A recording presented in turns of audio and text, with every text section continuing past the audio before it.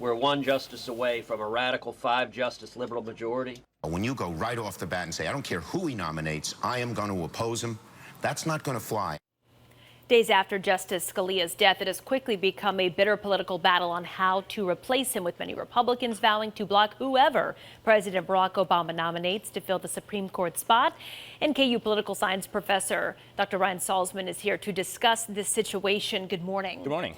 And Justice Scalia passed away over the weekend. It is Tuesday, and it is dramatic on both sides. So moving forward, the big question is, who will he nominate and why? So let's lay out a few of the options here. When you start with talking about someone, I've seen the term sacrificial lamb. What are we talking about? Well, there you're talking about somebody that they know is not going to pass, is not going to be confirmed by the Senate. Who that would be exactly, I mean, the names really, every hour, if you just refresh your browser, there will be a new set of names. But what you're looking for with the sacrificial lamb, again, is somebody who would not be able to get in. The other side, of course, from the sacrificial lamb is somebody who should be able to get in. Honestly, for myself, I have trouble discerning between the two because I assume that whoever it is first, the Senate's probably going to reject them. And one of those names we have heard before, who has actually been confirmed by 97-0 vote back in May of 2013, which is Judge Siri Srinivasan. And you say that could be a potential. Well, he's on a court that's seen as a stepping stone to the Supreme Court. The D.C. Circuit Court, they deal with a lot of constitutional matters because they're based in D.C., and he was approved overwhelmingly. He served in the Solicitor General's office under George W. Bush and then under Obama, so he's seen as bipartisan. Of course, I'm sure the judge would say, I don't know what you mean by bipartisan. I'm a judge, and I judge based on the laws. But nonetheless, this is a really good sign for him. Again, though, we're back to the question of, is that good enough? Antonin Scalia was not the most conservative justice. However, anything to the left of him will pivot the court towards the liberal side. So it's hard for me to imagine any candidate that will be seen as acceptable to the Republican majority at this point as we sit in the middle of December. Now, we've heard it thrown out before, the president should just wait and let the next president go ahead and make this nomination. But it is the law that he is allowed to make this nomination. Some would say he should make the nomination.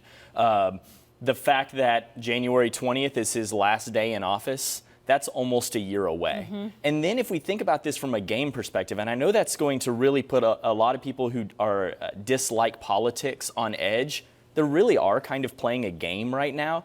And there's no guarantee that that game ends on January 20th either. And something I've been talking to some of my colleagues about is if the Democrats get upset because they're put off for a full year, what's to say that even with a Republican president and a Republican-controlled Senate, that the Democrats will go along with whoever the nominee is for the Republican side after being put off a year? And now we're looking at 2 years without a Supreme Court justice? That's hard to imagine. Well, let's talk about how that impacts people like you and I, just regular citizens here. What does that mean for us? It means a great deal. Even as we sit right now, the court decides on so many significant issues. Right now, there's issues related to affirmative action. There's issues related to abortion. There's always going to be a challenge of the Affordable Care Act.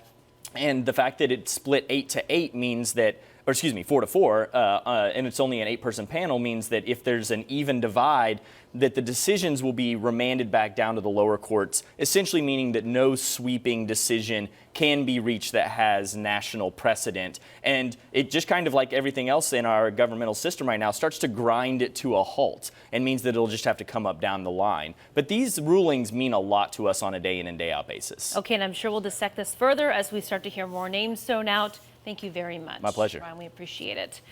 We are going to get to more news in just